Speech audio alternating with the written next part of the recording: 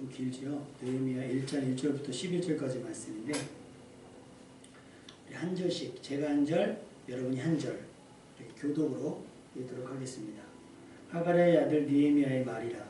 아닥사스다 왕 제20년 기스롤 월에 내가 수산궁에 있는데 내 형제들 가운데 하나인 하나니아가 또 사람과 함께 유다에게 이르렀고 내가 그 사로잡힘을 면하고 남아있는 유다와 예루살렘 사람의 형편을 본즉 그들이 내게 이르되 사로잡힘을 면하고 남아있는 자들이 그 지방 거기에서 큰 환난을 당하고 능욕을 받으며 예루살렘 성은 허물어지고 성문들은 불탔다 하는지라.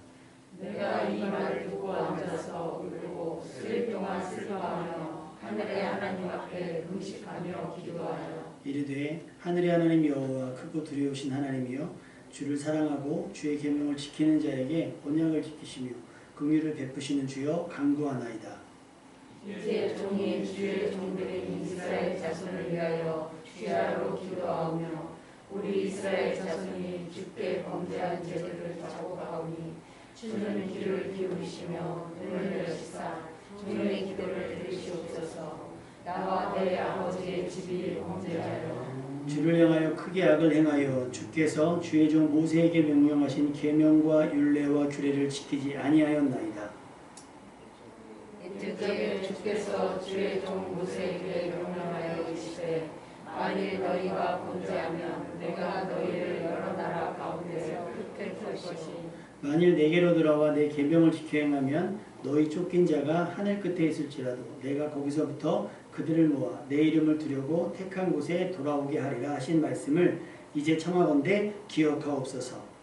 이들은 주께서 일찍이 큰 권능과 강한 손으로 구속하신 주의 종들이고 주의 백성입니다. 다 같이요. 주여 구하오니 귀를 기울이사 종의 기도와 주의 이름으로 경외하기를 기뻐하는 종들의 기도를 들으시고 오늘 종이 형통하여 이 사람들 앞에서 은혜를 입게 하옵소서 하였나니 그때에 내가 왕의 술관원이 되었느니라. 아멘. 지난주에 우리 예배 이대로 괜찮은가? 이런 뉘앙스의 메시지로 에스라가 말씀을 선포할 때 백성들의 반응을 봤잖아요. 아무도 일어나실 생각 안 하셨죠? 지난주에 배웠는데 말씀을 펼 때 다 일어났고 하나님을 성축하며 다 어떻게? 아멘 아멘 했다고 이야기를 했었잖아요. 그러니까 우리가 예배와 삶이 이렇게 분리가 돼버리면 가끔 그럴 수가 있어요. 근데 여러분의 일상 가운데 하나님의 말씀을 그렇다고 늘 성경을 읽을 때마다 일어나서 하는 게 아니라 그런 경외하는 마음을 가지고 성경을 읽고 쓰고 듣는다면 말씀을 듣고 읽고 쓰는 분량만큼의 믿음이 될 줄로 믿습니다. 그것이 그러니까 에스라가 선포한 말씀 그리고 에스라가 선포한 말씀에 반응한 이스라엘 백성들의 모습들을 보면 에스라의 사역은 소프트웨어, 컴퓨터로 말하면 소프트웨어예요. 느헤미야는 성벽을 재건을 하잖아요. 그거는 하드웨어. 다시 말하면 건물이라고 한다면 그 건물을 채워야 되는 건 뭐냐면 또 다른 벽돌이 아니라 말씀을 가진 사람들, 성도님들의 삶이 돼야 되는 줄로 믿습니다. 우리는 교회가 크면, 사실 다시 말해 건물이 크면 뭐가 돼요? 큰 교회라고 얘기를 하죠. 근데 과연 하나님께서 그 큰 교회들을 통해서 역사하신 부분이 있는가? 분명히 있습니다. 그런데 하나님께서 성경을 통해서 보면 한 사람 한 사람을 세우시지 막 군대를 일으키시거나 군대를 일으키시더라도 한 사람을 통해서 일으키시지 막 그걸 쓰신 적은 없다는 거예요. 여러분의 삶 속에 어떤 부흥이라고 하는 개념을 다시 정립할 수 있길 바라요. 부흥은 크기가 아니라 세계일 수 있어요. 할렐루야. 그러니까 하드웨어적인 부분도 중요하지만 그것보다 그 안을 무엇으로 채울 것인가? 말씀으로 채우는 삶이 중요하다.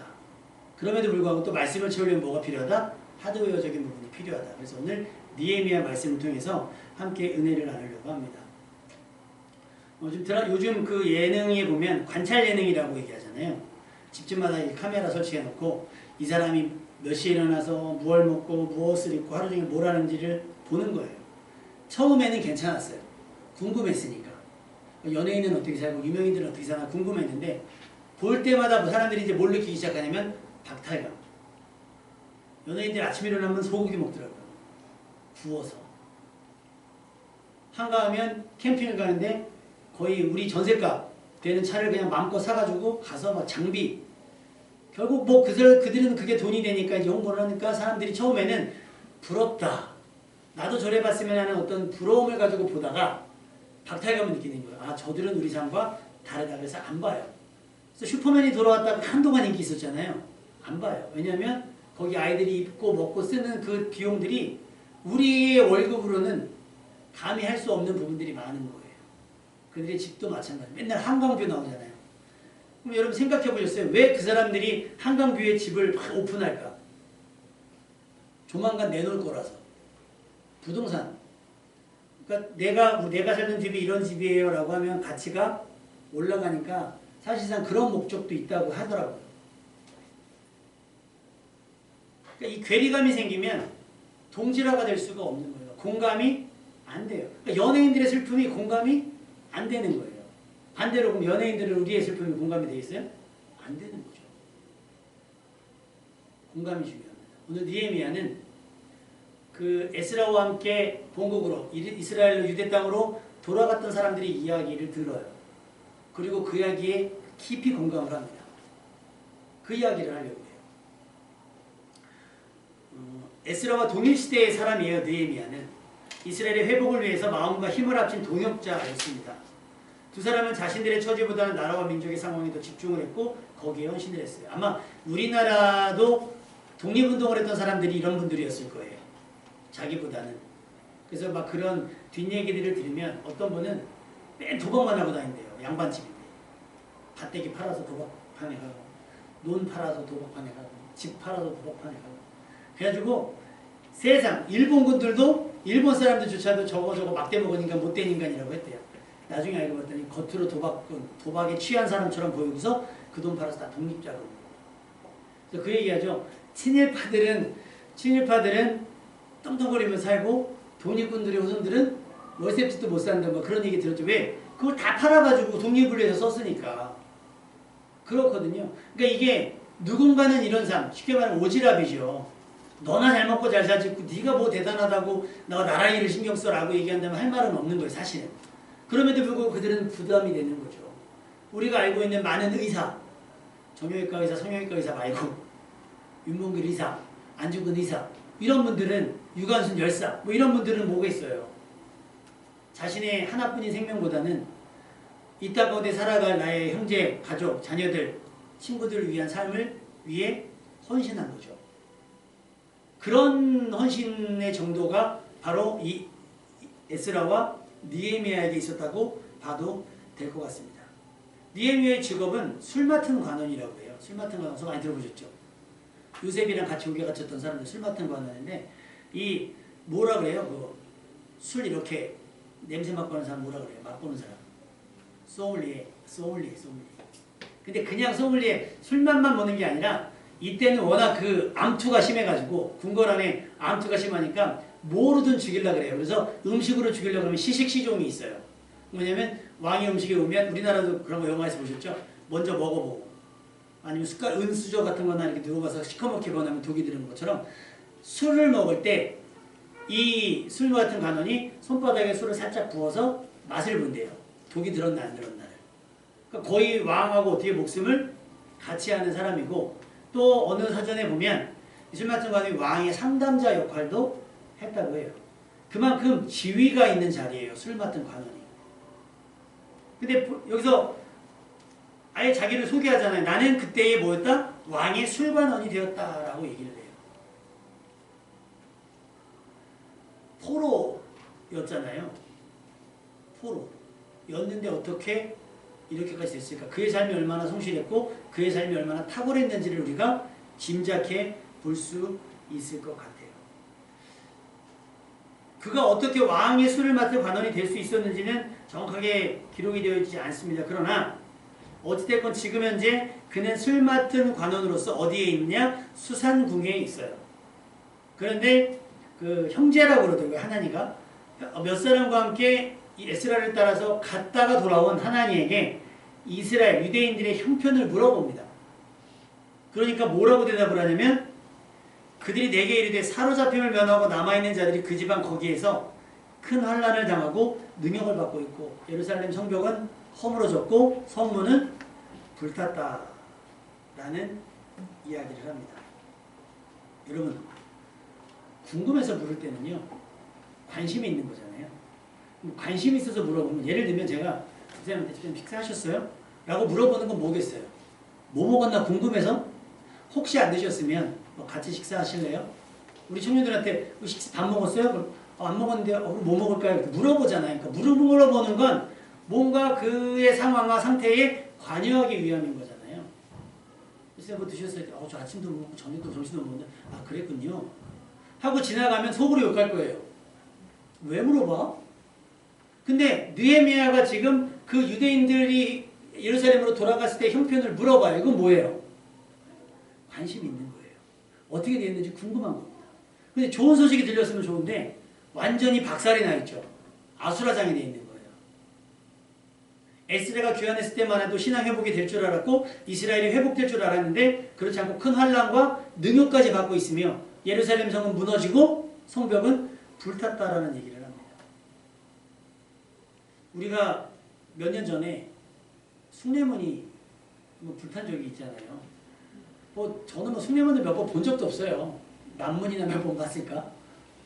근데 막 사람들이 무슨 나라 이런 것처럼 울고 막 그러시더라고요. 관계자인지는 모르겠어요. 근데 우리나라 국보 1호잖아요. 상징성이 있는 국보 1호가 누구 어떤 한 사람의 그냥 막 정신 나간 행동이겠죠. 그런 것들에 불타오를 동안에 대책도 없고 어떤 수습도 안 돼가지고 기둥만 남고 목재는 닫았다 그러죠. 거의 소실. 지금은 재건했지만 사실은 이게 말이 재건이지 복원된 거겠어요? 전혀 다른 분이 된 거예요. 사실은. 다 불타버리고 없어진 거죠. 근데 그때 전 국민이 느린 그 허망함이 있어요. 저렇게 상징적인 게 저렇게 쉽게 저런 일이 벌어질 수 있을까? 라는 생각들이 가졌을 거예요. 허탈함, 허무함. 느헤미야가 유대인들의 상태를 듣게 되었을 때 가졌던 그런 어떤 허탈과 그런 박탈감은 우리가 숭례문이 불탔을 때 가졌던 것보다 훨씬 더 크고 절망적이었을 거예요. 그러자 느헤미야가 어떻게 했어요? 아 그랬어? 아이고야 큰일 났구나 하고 뒷짐진 게 아니에요.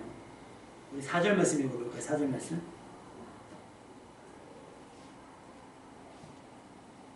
시작. 내가 이 말을 듣고 앉아서 울고 수일 동안 슬퍼하며 하늘의 하나님 앞에 금식하며 기도하여. 혹시 이런 적이 있으세요? 무슨 일 때문에 이렇게 수일 동안 슬퍼하며 하늘의 하나님 앞에 금식하며 기도하여? 많지 않죠. 이런 절망적인 상황, 이런 간절한 상황, 이런 비통한 상황들이 여러분의 삶에 있으면 안 될 줄 믿습니다. 그럼에도 불구하고 느헤미야는 자기에게 닥친 일이 아니에요. 자기는 수상궁에 있잖아요. 거리가 먼. 어쩌면 느헤미야 입장에서는 모른 척해도 누가 뭘 하지 않을 수 있는. 그럼에도 불구하고 느헤미야는 여기에 모은 거예요. 그들의 슬픔과 그들에 당한 처지에 공감한 거예요. 이 말을 듣고 앉아서 수일 동안 슬퍼하며 하늘의 하나님 앞에 금식하며 기도하는데 어떻게 기도했을까요? 5절 말씀 한번 볼까요? 5절 말씀. 시작. 이르되 하늘의 하나님 여호와 크고 두려우신 하나님이여 주를 사랑하고 주의 계명을 지키는 자에게 언약을 지키시며 긍휼을 베푸시는 주여 강구하나이다. 우리가 기도할 때는 대상을 분명히 하셔야 됩니다. 보세요. 저도 저녁에 점심 좀 샀어요. 그럼 다들 누구한테 얘기하는 거야? 라고 할 거잖아요. 근데 부목사님 저 오늘 점심 좀 한 끼 사주시겠습니까? 대상이 변명하잖아요. 그 심폐소생술 혹시 배워봤어요? 의원님들? 그럼 어떻게 해요? 사람이 쓰러졌어. 그럼 제일 먼저 어떻게 하죠? 왜 그러세요? 어디 편찮으세요? 이렇게 묻는 순간 가요. 어떻게 해요? 급하게 가서 사람이 살짝 흔들어서 의식을 확인하잖아요. 그 다음에 어떻게 하죠? 지명해서 119 불러주시고 그 다음에 어떻게 해요? 제세동기 가져다 주시고 그 사람을 그냥 아무나 저기 해주세요. 그러면 서로 안 한다는 거예요. 그러니까는 거기 청카바 입으신 분 119에 전화해 주시고 여기 넥타이 매신 분 제주동 좀 찾아다 주시겠습니까? 하고 심폐순수를 시작을 해야 완벽하게 구조가 된다라고 합니다. 대상을 지목하지 않으면 누구라는 거야? 라고 할 수 있어요. 근데 그 대상이 누군가 명확히 해야죠.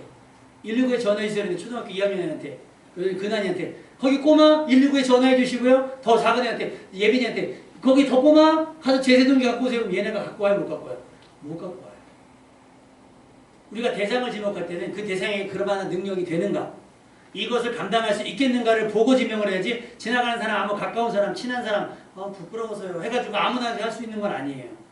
느헤미야가 주야로 기도했잖아요. 며칠 동안 금식하며 슬피 울면서 기도할 때 그 대상으로 지목한 게 누구예요? 하늘의 하나님. 하늘의 하나님으로 딱 지목을 했는데, 여러분 우리가 기도하면 앞에 우리가 그걸 찬양 부분이라고 하거든요. 아까도 우리가 기도했잖아요. 뭐라고 기도하신 분 기억나시는 분?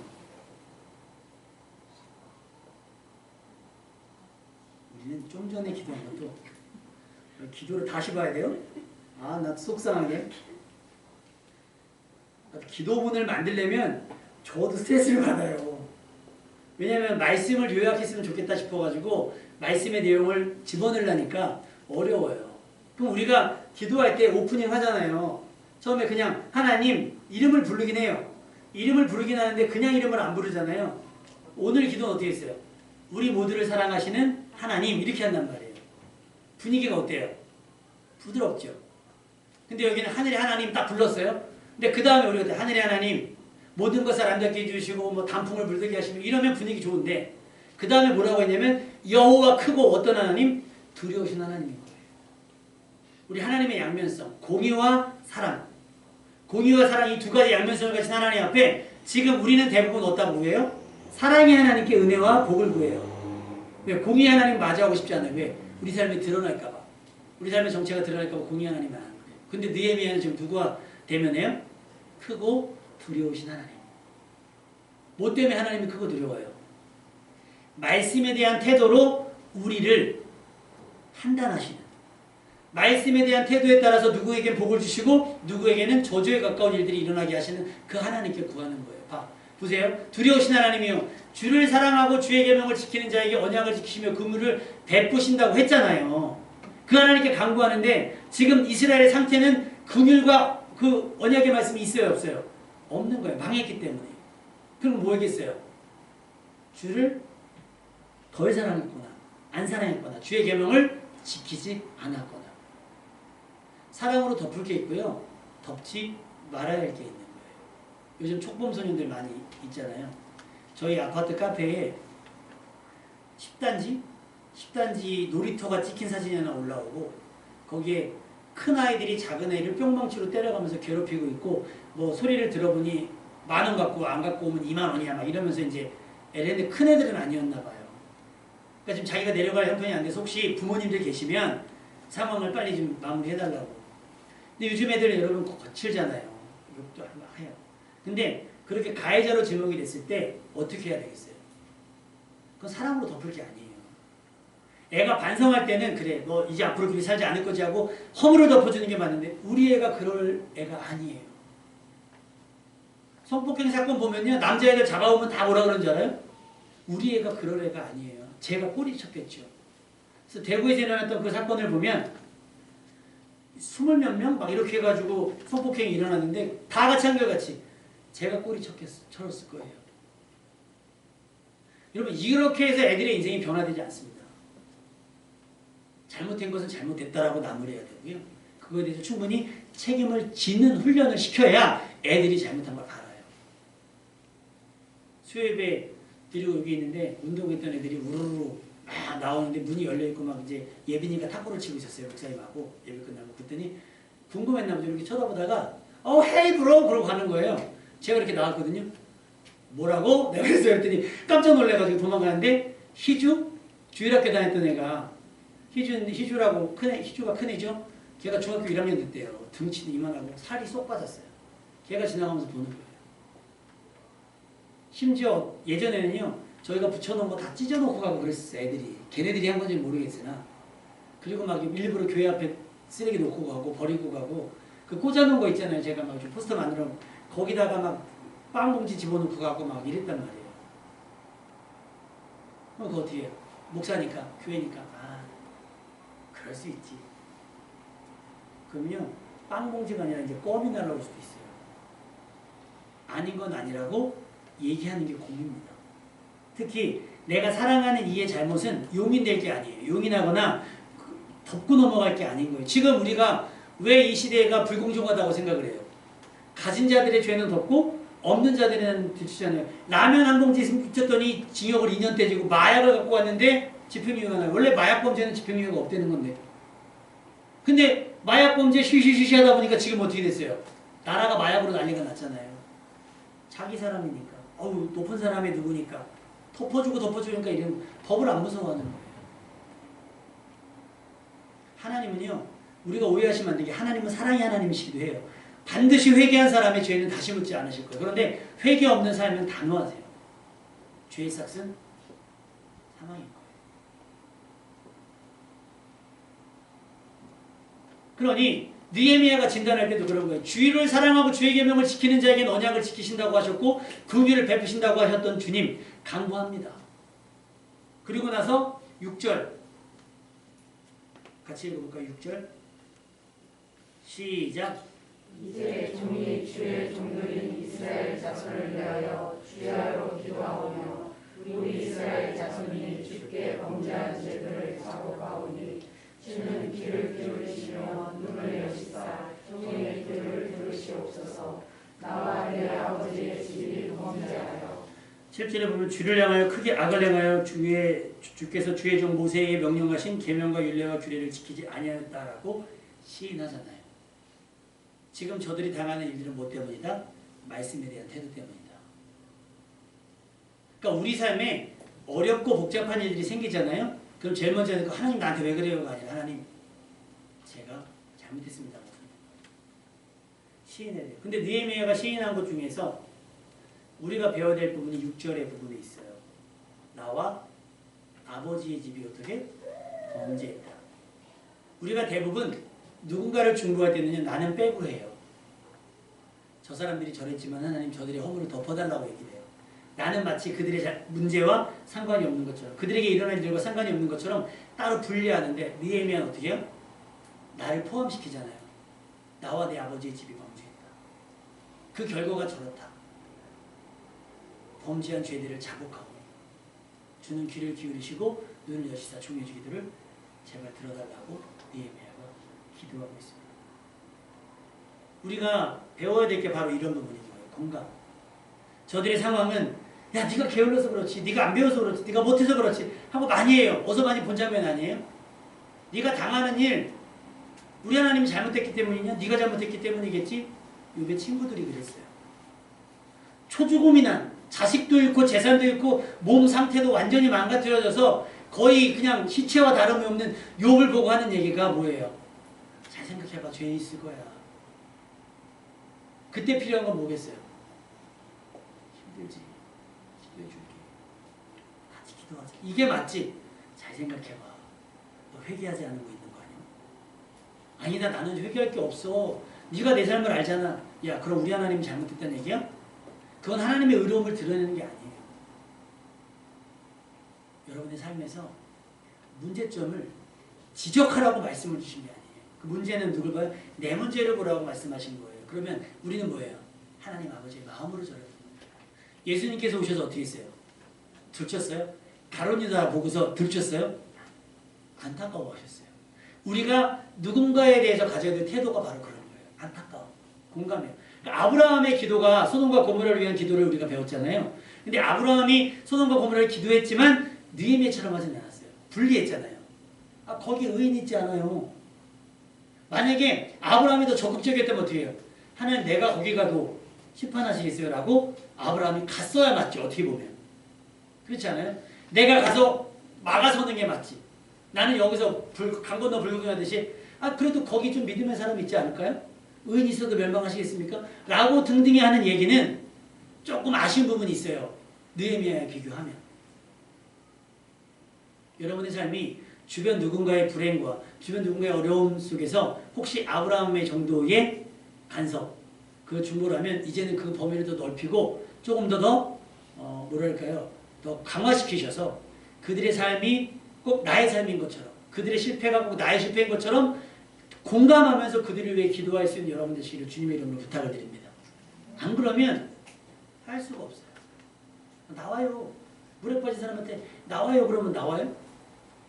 3명 어떻게 할 거야? 집사님은 수영할 줄 아세요? 최성근 집사님 수영 못하신다. 물에 빠지면 어떻게 해요? 물에 안 가. 이야. 근데 만약에 물에 빠졌어요. 그럼 어떻게 해요? 나와요. 그 사람이 지금 나올 줄 알면 해지 않죠. 못 나오니까 지금 그러고 있는데 뭐라도 해야 될 거 아니에요. 그러니까 나는 수영을 못해. 못 들어가는 게 당연한 거죠. 근데 수영을 할 줄 알매도 나는 오늘 날씨가 추워서 물이 차가워서 안 들어가. 만약에 그런 사람이 있다면 어떻게 하겠어요? 근데 그런 사람들이 대부분 또 뭐 하냐면 어떻게 극적으로 누군가 살려내잖아요. 마지막에 다 나오면 들어가요. 마치 자기가 나간 것처럼 포장하는 사람들도 있어요. 전에 무슨 저수지에 차가 빠졌는데 마침 그 학교 고등학교 수영부 애들이 이게 구보하다가 차가 빠졌는데 야, 신기하더라고. 차가 이렇게 그냥 막 가라앉아요. 근데 이 수영하는 애들이니까 그냥 뭐 고민 없이 저수지에 뛰어들어가지고 둘이서 건져냈어요. 그래서 그 친구가 저 친구가 그런 거예요.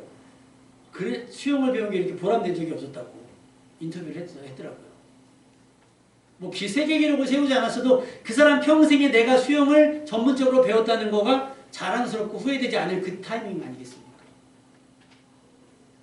바로 공감하지 않으면, 안타까워하지 않으면 도울 수가 없는 거예요.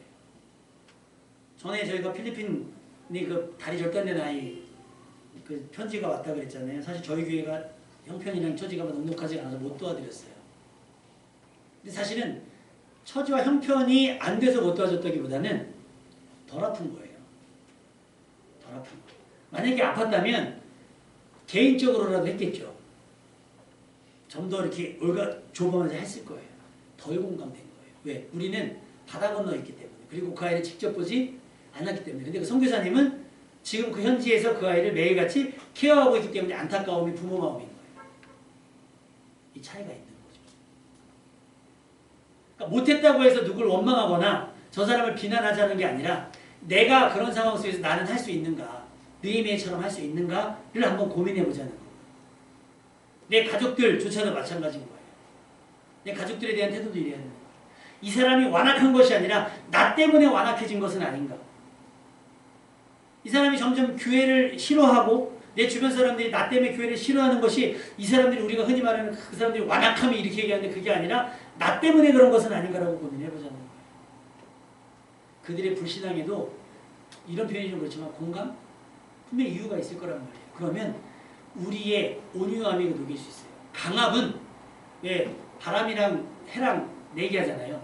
저 지나가는 사람의 겉옷을 누가 벗길까 할 때 바람이 야 내가 사람도 날려버리는데 아무리 불수록 어떻게 해요? 염이어요. 근데 햇빛이 쫙 비치니까 어떻게 돼요? 스스로 하나님께서 그래서 여러분에게 은혜를 먼저 주신 거예요. 그 성경은 우리에게 온유하라고 말씀하셨어요. 겸손하라고 말씀하셨어요. 성실하라고 진실하라고 말씀하시는 게 이런 것 때문이에요. 느헤미야는 지금 예루살렘에 있는 것도 아니고 지금 당장 갈 일도 아니에요. 근데 어디 있어요? 자기는 수상궁에 나름 많은 사람들이 있고자 하는 자리, 그 자리에 앉았단 말이에요. 무관심해도 누가 뭐라 할 사람이 아무도 없어요. 그냥 물자나 조금 보내주고 말면 칭찬받을 만한 행위일 거예요. 그런데 그러지 않아요. 마치 자기가 당하는 일인 것처럼 금식하며 기도하는 거예요. 주야로, 철야로 막 기도하는 거예요. 에스더의 말씀을 떠올리셔야 돼요. 이 에스라와 느헤미야 사이에 누가 끼냐면 에스더가 끼는 거예요. 그래서 에스더가 누구의 왕비예요? 페르시아 왕의 왕비잖아요. 그 사이에 이제 끼는데 에스더서에 뭐라 그래요? 어려움이 당하고 위기에 빠지자 모르드게가 에스더에게 부탁하잖아요. 하만으로 인해서 우리가 죽게 생겼으니 너가 왕에게 가서 어떻게 좀 해달라. 처음에 못한다 그래요. 그러니까 모르드게가 뭐라 그래요? 너가 지금 왕비가 된 게 이때가 위험이 아니냐. 네가 만약에 잠잠하면 우리는 다른 통로로 인해서 구원을 받겠지만 너는 멸망할 거다. 네가 왕후가 된 것이, 네가 왕비가 된 것이 이때를 위함이 아니냐라고 얘기를 합니다. 어쩌면 느헤미야도 그렇게 생각하고 있었는지도 몰라요. 마지막에 왜 고백을 했어요? 내가 왕의 술관원이었느니라. 그러면서 앞에 뭐라고 얘기했냐면 이 사람들 앞에서 은혜를 입게 해달라는 건 뭐예요? 왕과 그 주변 사람들 통해 은혜를 입어서 뭘 하겠다는 거예요? 돕겠다는 거예요. 돕겠다는 거예요. 여러분의 자리, 여러분의 역할, 여러분에게 주어진 어떤 환경이 누군가를 위한 것일 수 있고 무언가를 위한 것일 수 있어요. 그러니까 어떻게 해요? 이것을 내어놓을 수 있어야 되는 거예요. 이사야서 45장 20절에서 22절에 보니까 하나님께서 열방 중에서 피난한 자들아 너희는 모여오라 함께 가까이 나오라 나무 우상을 가지고 다니며 구원하지 못하는 신에게 기도하는 자들은 무지한 자들이니라. 뭐라고 얘기하는 거예요? 대상을 분명히 하고 기도하라는 거예요. 느헤미야는 대상을 분명히 하고 자기의 상태와 상황을 분명하게 인지하고 지금 기도하고 있는 거예요. 나 외에 다른 신은 없나니 나는 공의를 행하며 구원을 베푸는 하나님이라. 나 외에 다른 이가 없느니라. 내게 돌이켜 구원을 받으라. 나는 하나님이라 다른 이가 없느니라. 10절, 11절, 아니 9절부터 보면 그렇게 돼 있어요. 8절에 보면 모세에게 명령하여 이르시되 만일 범죄하면 내가 너희를 여러 나라에 흩을 것이고 지금 흩어져 있죠. 거의 망해져 있죠. 그런데 9절에 보면 돌아와 내 계명을 지켜 행하면 흩어져 있어 쫓겨가서 하늘 끝에 거한다 할지라도 어떻게 한다고요? 그들을 모아 내 이름을 두려고 택한 곳에 돌아오게 한다는 하나님의 말씀이 있다고 누가? 느헤미야가 근거를 제시해요. 하나님 그 말씀을 이제 부탁하오니 기억해 주셔서 뭐 해달라는 거예요? 회복시켜달라. 그러니까 근거가 없으면 안 되는 거예요. 예를 들면 2만 원만 줘요. 막 생뚱맞고 이거 뺏는 거잖아요. 근데 얼마 전에 나한테 빌려간 돈이 있으니까 그거 나한테 갚으라. 그러면 뭐 빼도 밥도 먹고 받는 것처럼 하나님께서 하신 말씀 있잖아요. 근거. 그러기 위해서 첫 번째 뭐가 필요해요? 회개가 필요해요. 그런 약속이 전제되어 있음에도 불구하고 우리가 그런 삶을 살지 못했음을 뭐하고? 회개하고. 우리가 회개할 터인이 뭐 해달라는 거예요? 흩어진 우리들을 다시 모아서 돌아오게 해주십시오라고 부탁하는 거예요. 기도하는 거예요. 이들은 주께서 일찍이 큰 권능과 강한 손으로 구속하신 주의 종들이며 백성입니다라고 선언을 해요. 남남입니까? 하나님 모르는 사람들입니까? 하나님께서 애굽에서부터 건져낸 이들 여태까지 하나님께 지키시고 보호하셨던 이들 아닙니까? 그러니 다시 구원해 달라고 기도하고 있습니다. 여러분 강 건너 불구경하듯이 누군가의 슬픔과 고통을 외면하지 마시고요. 감정이면서 또 너무 지나친 감정이입은 안 돼요. 내가 할 수 있는 범위 내에서 빚내서 이렇게 할 필요는 없지만 내가 할 수 있는 범위 내에서 수혜를 입었던 분들이거나 혹은 뭐 화재에 피해를 입었다거나 코로나로 인해서 어려움을 당하거나 그런 분들에 있어서 내 마음이 움직여야 돼. 하나님 왜 저렇게 됐을까요? 도울 방법이 없을까요? 라고 누구 마음처럼 그 당사자의 마음인 것처럼 여러분이 기도할 수 있었으면 좋겠어요. 느헤미야가 바로 그렇게 기도했어요. 나하고 저는 상관없을 수도 있지만 그 높은 자리에서 수상궁에서 허물어진 예루살렘 상에 있는 사람들의 마음, 큰 환난과 능욕을 받는 사람들의 마음을 느끼고 있는 거예요. 뭐 했다는 거예요? 공감하는 거예요. 내가 혼자 아까 찬양 들었죠? 하나님께서 어떻게? 나와 공감하신다는 거예요. 나의 아픔을, 나의 슬픔을 그렇게 여러분이 공감할 수 있는 분들이 되시기를 바랍니다. 세상은 말씀을 따르고 또 반대로 따르지 않는 사람들과 뒤엉켜 살아가고 있어요. 우리는 그들 가운데서 멀게만 느껴진 하나님의 사랑을 전하는 사람이 되어야 됩니다. 당장 우리가 그들의 삶에 뛰어들어가거나 어울릴 수는 없겠지만 우리의 기도가 그들에게 구원의 기회가 될 수 있다는 것을 알고 그들을 위한 기도를 시작해야 될 것입니다. 또 지금 내 자리, 내 위치와 역할 통해 분명히 하나님께서 행하실 큰 구원이 있음을 믿고요. 여러분이 할 수 있는 베스트의 일들을 꺼내세요. 여러분 그 자리는 누군가를 만나기 위한 자리일 수도 있고요. 누군가를 섬기기 위한 자리일 수도 있고요. 하여튼 여러 그 위치가 있을 거예요. 그 자리에서 여러분이 할 수 있는 최선의 무언가를 발견할 수 있었으면 좋겠습니다. 여러분이 가진 고난으로 최선을 다해 모두의 구원을 위해서 기도하시고 또한 실행에 옮기십시오. 마치 자신의 일인 것처럼 자신 때문에 일어난 일인 것처럼 기도하고 안타까운 하나님 아버지의 마음으로 그들을 섬기고 그들을 돕는 여러분이 됐으면 좋겠습니다. 그렇게 해서 많은 사람들이 사망에서 생명으로 멸망에서 영원 구원으로 이루어지는 구원의 역사가 일어나기를 주님의 이름으로 축원합니다.